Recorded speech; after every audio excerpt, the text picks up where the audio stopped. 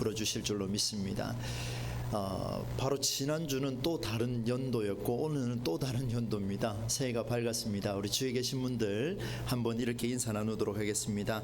새해도 하나님께서 당신을 위해 일하실 것입니다. 새해도 하나님께서 당신을 위해 일하실 것입니다. 네, 지난 밤에도 보고 오늘 새벽에도 보고 지금도 또 봅니다. 너무 감사하게 생각을 하고 나오신 여러분 정말 대단하신 것 같습니다.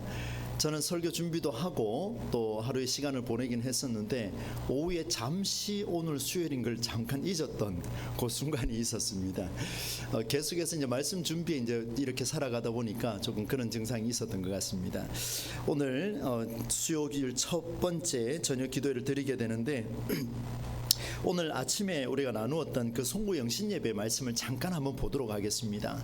여러분, 하나님께서 이사야 선지자를 통해서 우리의 현실과 상관없이 하나님은 이미 이루셨다라고 말씀을 하셨습니다. 이게 참 놀라운 이야기인데요.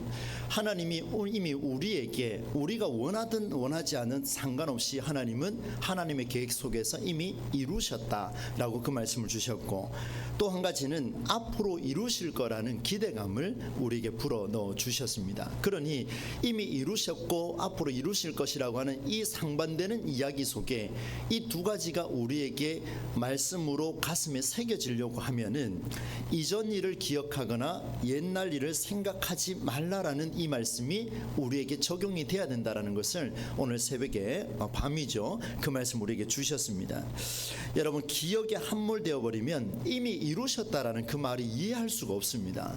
기억에 함몰되어 버리면은 앞으로 이루실 거라는 그 말씀도 이해할 수가 없습니다. 사랑하는 우리 수요기도 나오신 여러분, 오늘 우리는 이 말씀을 붙들고 이미 이루신 하나님, 앞으로도 이루어 가실 그 하나님, 언제나 변함없이 이루어 가실 텐데 오늘 우리가 그것을 깨달을 수 있는 유일한 길, 옛적 일을 생각하지 말고 이전 일을 기억하지 아니함으로 하나님이 이루시는 놀라운 역사를 경험하는 저와 여러분의 삶이 되기를 주의 이름으로 축원합니다. 여러분, 오늘 함께 나눌 말씀의 내용은요, 성탄절이 지났는데 왜 이 본문을 선택했을까? 아마 여러분 한 번쯤은 생각하셨을 것 같은데, 예수님의 탄생 소식을 들은 사람들의 상황을 나타내고 있습니다. 굉장히 중요한 대목인데, 여러분, 오늘 우리 개신교 한국교회는 서방교의 전통을 따르기 때문에 우리는 12월 25일을 성탄절, 바로 예수님이 탄생한 출생한 날을 우린 기념을 합니다. 그런데 우리와 같은 뿌리를 갖고 있는 동방정교의 전통은요, 1월 6일을 성탄절로 지키고 있습니다. 그 예수님 탄생하신 날을 1월 6일까지 지키고 있죠. 그런데 그래서 우리가 이제 성탄 트리도 1월 5일 주일 저녁까지 우리가 함께 하고 그 다음에 이제 좀 치우겠다라고 그렇게 말씀을 좀 드린 이유가 있습니다. 여러분, 아들을 낳으리니 이름을 예수라 하라. 이는 그가 자기 백성을 그들의 죄에서 구원할 자이심이라. 바로 오늘 본문 읽은 그 앞에 구절이 나와 있습니다. 하나님께서 아들을 낳게 하실 건데 그의 이름을 예수라 하라 말씀해 주셨는데, 이것은 선지자를 통하여서 이 모든 일이 일어나게 된 이유를 말씀의 성취라고 그렇게 표현을 하고 있습니다. 이미 예수님께서 태어나실 것이라는 그 내용을 가지고 이미 누가 먼저 이야기했냐면 하나님께서 세우셨던 그 선지자들을 통해서 이미 선포된 그 말씀이 예수님이 태어나심으로 성취되었다, 이렇게 표현을 하고 있습니다. 너무나 귀한 이야기죠. 오늘 본문에서는 구원자 예수님이 태어난 일을 말씀의 성취라고 표현을 해야 되는데, 그 말씀의 성취를 어떻게 지금 전개하고 있냐면 별 중에 별이 나타난 것으로 증언하고 있습니다. 하늘에 별이 있는데 그 별 중에 별이 가장 빛나더라는 겁니다. 그 별이 나타난 모습을 보고 오늘 말씀을 말씀의 성취로 전개를 하고 있습니다. 환하게 빛나는 별을 볼 수 있는 일은 말씀이 성취된 절정의 순간이죠. 이 별은 우리를 구원하실 예수님의 출생을 의미하고 있고, 또 성탄절 메시지에서도 밝힌 것처럼 이 별은 곧 예수님의 말씀입니다. 요한복음에서 그렇게 기록을 했습니다. 예수께서 곧 하나님이시요 하나님이 곧 말씀이다, 이렇게 표현을 했습니다. 그러니 예수님께서 이 땅에 태어나신 것은 말씀이 성취된 사건이다, 이렇게 볼 수가 있겠죠. 여러분 이것을 잘 기억하고 오늘 본문으로 좀 갔으면 좋겠습니다. 여러분 오늘 본문에 등장하는 이 별은 누구라도 볼 수 있는 하늘의 별입니다. 여러분 하늘에 별이 있습니다. 그러면 우리는 다 볼 수가 있습니다. 나는 보고 싶지 않습니다 하고 눈을 가리지 않는 이상은, 눈을 뜨고 있는 사람은 하늘에 있는 그 별을 다 볼 수가 있습니다. 그 별은 제한된 별이 아니었습니다. 모두에게 열려있는, 활짝 열린 그 별이었습니다. 유대인뿐만 아니라 이방 땅의 백성에게도 열려있는 객관적인 별이었습니다. 제가 조금 이렇게 용어를 쓰는 이유가 있습니다. 모든 사람이 볼 수 있는 그 별, 어느 누구도 나는 보기 싫다고 가리지 않는 이상은 누구나 볼 수밖에 없는 그 별, 바로 그 별이 오늘 본문에 나오는 별입니다. 누구라도 모른 척 할 수 없는 별이며 받아들이든 아니든 상관없이 그 별은 오늘 성경의 기록대로 보면 구원자 예수의 출생이 임박하다라는 것을 보여줍니다. 이제 그 별을 따라서 누군가가 태어날 것인데 그를 왕으로 삼을 그 별이 태어날 것이다, 이렇게 표현했습니다. 여러분 모두에게 열린 하늘의 별, 모두에게 열려있는 이 말씀, 별이 곧 말씀이고 말씀이 곧 예수고 예수가 곧 하나님이시다, 우리는 증언을 했습니다. 생각지도 못한 시기에 나타난 이 별을 마주한 사람들의 이야기가 오늘 본문 속에 등장하고 있습니다. 누구든지 다 볼 수 있는 그 별, 그런데 그 별이 탁 하고 빛이 났는데 이 별을 보는 순간 사람들의 반응이 각기 다르더라는 겁니다. 그 별을 본 사람들의 반응을 오늘 저는 세 부류로 나누어서 여러분과 함께 나눌 텐데, 나는 어느 부류에 속하는가 여러분 한번 점검해 보시고 이 한 해 동안 나는 어떤 부류의 삶으로 또 살아갈 것인가를 한번 결단하는 그런 시간이 됐으면 좋겠습니다. 여러분 첫 번째 부류는 당시 예루살렘의 분봉왕이었던 헤롯 왕입니다. 헤롯 왕과 또 예루살렘 도시 사람들입니다.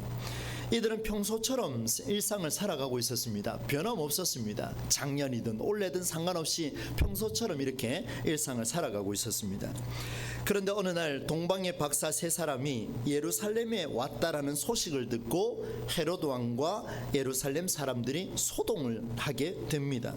여러분 성경 3절 말씀에 딱 보면 그런 구절이 있습니다. 헤롯 왕과 온 예루살렘이 듣고 소동한지라, 이렇게 표현하고 있습니다. 동방의 사람들, 동방의 박사 세 사람이 완전한 채비를 갖추어서 방문한 일은 무언가 특별한 일이 있을 거라는 기대감이 있었습니다. 그러니 소동할 수밖에 없지요. 그런데 이 동방에서 온 박사들이 하는 이야기가 있습니다. 이 예루살렘의 사람들과 헤롯 왕이 소동한 이유가 무엇이냐면, 동방에서 온 박사들이 저 예루살렘의 위에 있는 그 별을 보고 왔다라고 소식을 전했기 때문에 그렇습니다. 예루살렘 사람들은 로마의 통치 아래 살아가던 속국 민족이었습니다. 다시 말하면 종이죠. 그 로마 대제국 안에서 그냥 그렇게 살아갈 수밖에 없는 속국이었습니다. 왕을 상징하는 별이 그들의 머리 위에 떴다, 정말 소동할 만한 이야기 아니겠습니까? 지금 우리의 왕은 헤롯 왕이고 우리의 진짜 왕, 제국 왕은 누구냐면 로마의 황제입니다. 그런데 그 예루살렘 위에 별이 떴다라는 이야기는 새로운 왕이 탄생할 거라는 이야기입니다. 그러니 소동할 수밖에 없죠. 무슨 일인가 난리 난 겁니다. 그리고 또 한 가지 중요한 것은 분봉왕 헤롯에게는 충격이었습니다. 왜냐하면 로마 황제로부터 너는 저 예루살렘 땅에, 베들레헴 땅에, 저 이스라엘 땅에, 너는 예루살렘을 내가 너에게 명령하여 너를 임명하였으니 그 도시에 어떤 소동도 일어나지 않게 네가 헌신해라, 이렇게 명령을 내린 겁니다. 그런데 한번 보십시오. 동방에서 박사가 세 사람이 왔습니다. 완전한 채비를 갖췄습니다. 그리고 와서 하는 이야기가 이 땅에 왕이 태어날 것 같습니다. 아니 왕이 태어날 겁니다. 저 별을 보니 그렇습니다. 그래 헤롯 왕이요, 마음이 불안한 겁니다. 이 도대체 어떻게 할 수 있을까? 이 어떻게 수습할 수 있을까? 예루살렘이 요동하거나 왕이 일어났다는 소식이 로마 황제에게 전해지면 어떻게 되겠습니까? 분봉왕 헤롯은 그 자리에서 목이 날아갑니다. 그 땅에 왕이 나타났다고 황제가 가만히 두겠습니까? 어떻게든 이 소동을 가라앉혀야만 했습니다. 내 명예와 권력과 성취 모두를 잃게 될 것이라는 두려움이 막 가슴 깊이 파고 들었습니다. 그러니 보십시오. 예루살렘 사람들도 왕이 생겼다고 하니까 막 우리는 지금 어떻게 해야 될 것인가 소동이 일어나죠. 헤롯 왕은 더더욱 불안에 떨고 있습니다. 그래서 헤롯 왕이 박사들에게 이렇게 이야기를 하죠.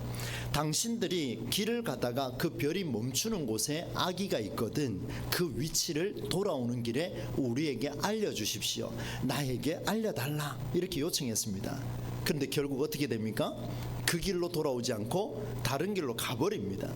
결국 이후에 헤롯 왕은 엄청난 일을 벌이게 되죠. 여러분, 헤롯 왕과 예루살렘 백성들은 소동이라는 단어 외에는 다른 반응이 없었습니다. 성경 한번 보십시오. 어떤 반응도 없습니다. 그냥 3절 하나가 전부였습니다. 헤롯 왕과 온 예루살렘이 듣고 소동한지라 모두가 소동해버렸습니다. 하늘의 별, 구원자 예수님이 곧 출생할 거라는 임박한 말씀의 성취를 조금도 신뢰하지 않았습니다. 신뢰한 증거가 하나도 없습니다. 헤롯도 그렇고 예루살렘 시민들도 그렇습니다. 지금 아무도 지금 말씀 가지고 이야기하는 사람이 단 한 사람도 없습니다. 그 땅에 지금 별이 떴는데요. 그 별을 보고 소동하는 사람은 있어도 그 말씀이 성취라고 말하는 사람은 아무도 없었습니다. 성탄절기를 보내는 지금 우리도 여러분 말씀이 성취되는 삶의 현장을 두고서 이런 반응으로 호흡하는 신앙인들 정말 많습니다. 여러분, 우리 가운데 하나님의 말씀이 성취되는 현장들은요 아주 세밀합니다. 뭐 거창하게 크게 드러나야 하나님 말씀이 역사하느냐? 우리는 그것을 보고 하나님 역사하셨다고 말하지만 사실상 실질적으로 작게 일어나는 일들에 대해서 그 말씀이 성취되었을 때 그것을 가지고 우리는 말씀이 성취됐다라고 말하지 않는 사람들이 훨씬 더 많다라는 것을 우리는 생각해 볼 필요가 있습니다. 말씀이 성취될 때마다 그것은 말씀과 상관없다라고 말하는 사람들, 혹여나 이 새해를 출발하는 우리 가운데 혹시 저에게, 여러분에게도 이런 증상이 나타나고 있는지를 한번 되새겨 보기를 소망합니다. 여러분, 두 번째 부류입니다. 두 번째 부류는 당시 예루살렘의 모든 대제사장들과 백성의 서기관들입니다. 여러분, 제사장들과 서기관들이라고 성경은 명확하게 기록을 하고 있습니다. 동방의 박사들이 방문한 소식을 들은 분봉왕 헤롯은 즉시 대제사장들과 서기관들을 불러들였습니다. 그리고 이렇게 문책했습니다. 여러분, 4절 말씀 함께 한번 읽어보겠습니다. 시작. 왕이 모든 대제사장과 백성의 서기관들을 모아 어디서 나겠느냐 물으니, 자, 왕이요 모든, 여러분 보세요, 대제사장 몇 명만 부른 게 아닙니다. 싹 다 불러들였습니다. 전부 다 불러들였어요. 그리고 백성의 서기관들도 전부 다 불러들였습니다. 한 사람도 지금 나고하지 않고 전부 다 불러 모았습니다. 그리고 하는 이야기가 이렇게 이야기했습니다. 이 땅에 그리스도가 어디서 나겠느냐 이렇게 물었습니다. 지금 동방의 박사들이 별을 보고 왔기 때문에요 불안에 떨고 있는 겁니다. 분명히 뭔가는 있을 것 같은데, 그래서 그 땅에 이 제사장들과 그리고 누굽니까? 서기관들을 다 불러 모았습니다. 제사장들이 아니라 대제사장들을 불러 모았습니다. 그 백성의 속죄를 담당하는 제사를 집례하는 자들을 다 불러 모았습니다. 이걸 다른 말로 바꾸면요 이렇게 이야기할 수가 있습니다. 당시 율법에 능통한 자들, 구약의 말씀이 성취되는 이 일에 대해서 아주 현저하게 알 수 있는 사람, 가장 첫 번째로 알 수 있는 사람, 하나님의 말씀이 성취되는 그 자리를 누구보다도 먼저 갈 수 있는 사람, 대제사장들과 서기관들을 다 불러 모았습니다. 전부 다 불러 모았습니다. 그리스도가 어디서 나겠느냐 이렇게 문책을 했습니다. 그때 여러분 하나같이 그들의 대답은 정말로 놀라웠습니다. 한번 볼까요 여러분? 5절과 6절 말씀인데요, 한번 같이 한번 고백해 보도록 읽겠습니다. 시작. 이르되 유대 베들레헴이오니 이는 선지자로 이렇게 기록된 바, 또 유대 땅 베들레헴아 너는 유대 고을 중에서 가장 작지 아니하도다. 내게서 한 다스리는 자가 나와서 내 백성 이스라엘의 목자가 되리라 하였음이니이다.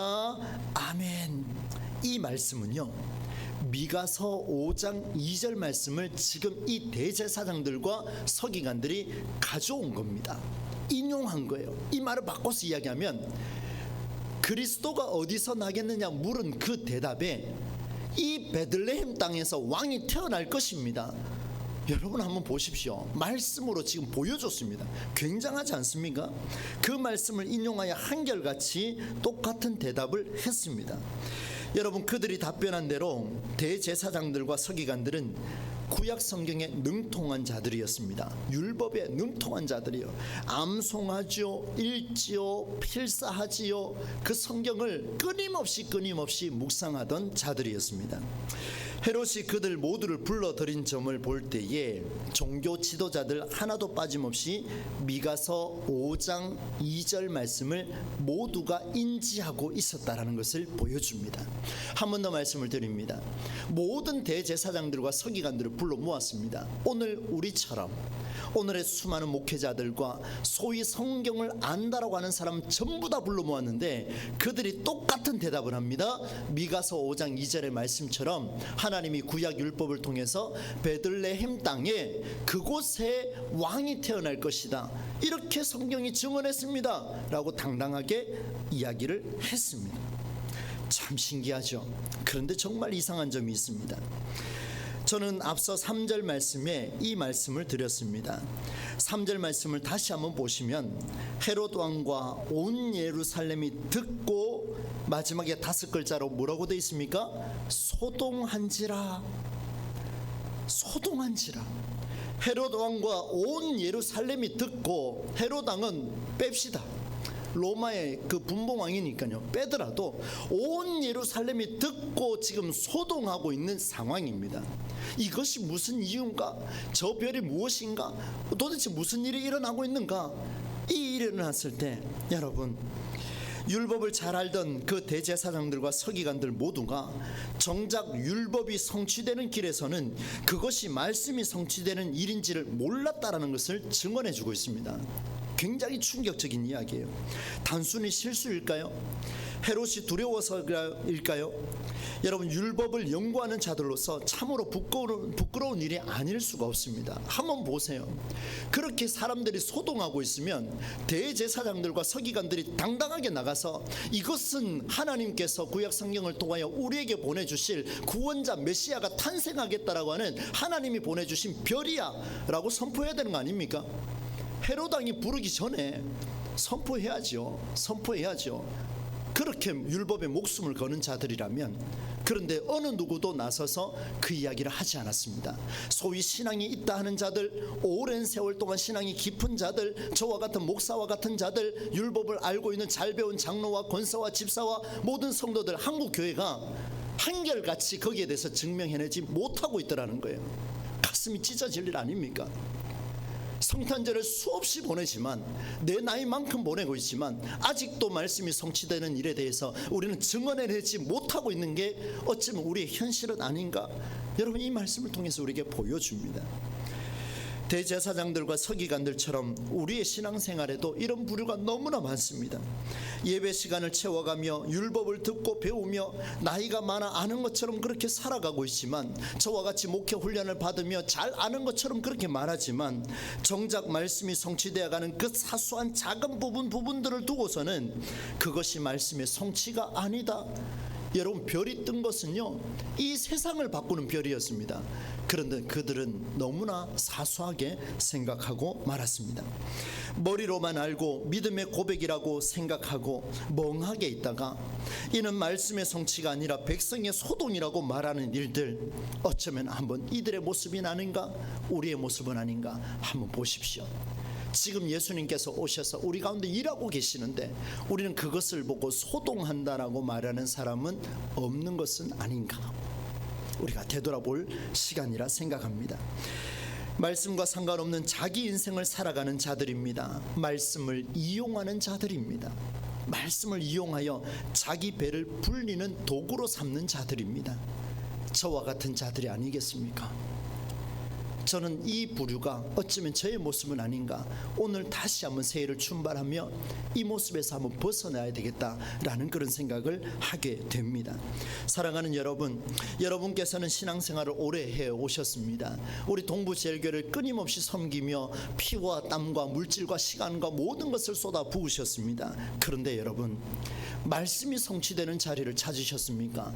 아니면 또다시 우리 눈에 비치는 어떤 기적의 눈이 어두워 살아오셨습니까? 어제까지 그렇게 살아오셨다면 이제 오늘부터는 주의 말씀이, 오늘 들었던 이 메시지가, 내일 들었던 메시지가 내 가정에서 나 아닌 내 자녀가 그 말씀을 듣고 성취해 나가는 그 길을 보고 소동하지 말라 이렇게 말하고 있다면, 우리의 다음 세대들이 마음껏 일어나서 찬양하고 이 교회를 흔들어 넘칠 만큼, 지진을 일으킬 만큼 함께 뛰며 찬양하는 그 모습을 보며 어디 성전 안에서 그렇게 떠들 수 있느냐라고 말하고 있다면, 여러분, 그 모습은 오늘 두 번째 부류의 모습과 같다라는 것을 보여줍니다. 사랑하는 우리 동부제일교회 여러분, 우리에게는 희망이 있습니다. 그 이유가 뭐냐면, 오늘 우리 교회가 이 말씀이 성취되어가는 과정 속에 있기 때문에 희망이 있고 꿈이 있는 줄로 믿습니다. 정말로 소중하지요. 얼마나 귀합니까? 마지막 세 번째 부류를 말씀을 드리겠습니다.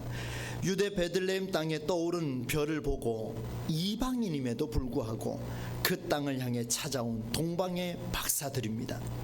하늘의 별이 얼마나 밝은 빛이었으면 동방의 박사 세 사람이 이는 그것이 기이한 일인 줄 알고 유대인의 예루살렘 땅으로 달려왔습니다. 이들은 흔히 있는 별일 수도 있겠지만 유독 밝은 그 별을 보고 의심하지 않고 특별한 것을 확신하고 길을 나섰습니다. 동방의 박사들은 예루살렘 땅의 백성들이 보았던 그 별과 헤롯이 보았던 그 별과 율법을 가장 잘 알며 모든 백성의 제사를 담당했던 대제사장들과 서기관들이 보았던 그 별을 그냥 지나치지 않았습니다. 그들이 사소하게 여겼던 것을 절대로 그냥 지나치지 않았습니다. 여러분, 빛난 별 중에 하나로 여겼던 그들의 생각과 완전히 달랐습니다. 누가요? 동방의 박사들입니다. 별입니다. 구원자 예수 그리스도는 말씀 그 자체라 이미 서론에서 말씀드렸습니다. 말씀을 보는 순간 그들은 지체할 수 없었습니다. 그 별을 순간 지체할 수가 없었습니다. 그렇게 사소하게 여겼던 하나의 빛나는 별 하나, 그렇게 사소하게 여겼던 말씀의 성취 그 하나, 그거 하나 붙들고 모든 사람, 어쩌면 이 동방의 세 사람이 그 별을 보고 쫓아왔습니다. 말씀을 보는 순간 그들은 지체하지 않고 채비를 갖추어 베들레헴 땅으로 향하였습니다. 그리고 그 땅에 들어와 속히 별이 멈추는 자리만을 찾았습니다. 어디에서 어떻게 말씀이 성취되는지를 보고자 온 힘과 정성을 쏟아냈습니다. 말씀이 성취되는 자리를 놓치지 않았습니다. 그리고 그들은 말씀이 성취되는 현장을 마주하고자 그들이 준비할 최고의 예물을 준비하였습니다. 귀중한 보배합을 열었습니다. 황금과 유향과 몰약을 예물로 준비하여 별이 멈춘 그 자리에 아기에게 예물을 드렸습니다. 여러분, 왕이 출생하리라 생각하기에는 너무나 초라하기 짝이 없는 베들레헴 말구유였습니다. 그런데 이 동방의 박사들은 그 초라하기 짝이 없는 베들레헴 말구유에서 태어났던 그 말씀이 제대로 이루어진 그 성취 현장에 동방의 박사 세 사람은 있었습니다. 그 자리에 대제사장들 없었습니다. 그 자리에 서기관들 없었습니다. 그 자리에 예루살렘 시민들 없었습니다. 그 자리에 그 나라를 사랑하며 통치하던 로마 황제도, 로마의 분봉왕 헤롯도 없었습니다. 그 자리에는 이방 사람만 들어와 있었습니다. 사랑하는 여러분, 저는 우리 교회가 이런 길을 가기를 소망합니다. 제 생각이 아니라 말씀의 생각입니다. 제가 하고 싶은 목회가 있는 게 아닙니다. 여러분, 성경이 요청하는 목회를 제가 감당해야 되지 않겠습니까? 오늘 우리 교회가 크고 작음이나 능력치의 문제가 아니라 이러한 말씀의 성취가 살아나는 그 교회, 여러분 대한민국 교회 다 한번 보십시오. 우리 교회가 거기서 얼마나 몇 번째 할 수 있는지. 능력치 우리는 부족합니다. 우리 그 교회 건물력 우리는 부족합니다. 시스템 부족합니다. 프로그램 부족합니다. 앞에 서 있는 이 목사가 가장 부족하지 않겠습니까? 이렇게 연약하고 부족한 우리 교회가, 우리는 원대한 꿈을 가지지 않습니까? 한국 교회의 모델을 한번 만들어 봅시다. 그런데 그 길은 하나밖에 없습니다.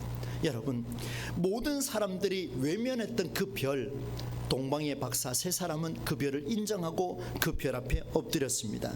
우리 교회가 이런 말씀의 성취가 살아나는 그 교회가 될 수 있기를 간절히 소망합니다. 그 길을 우리가 걸어가야 됩니다. 모든 사람이 그건 지나가는 거야, 사소한 거야 라고 말했지만, 우리는 영적으로 깨어있으면 그 자리가 말씀이 성취되는 자리구나, 저 세 가족에게 말씀이 성취되는 자리구나.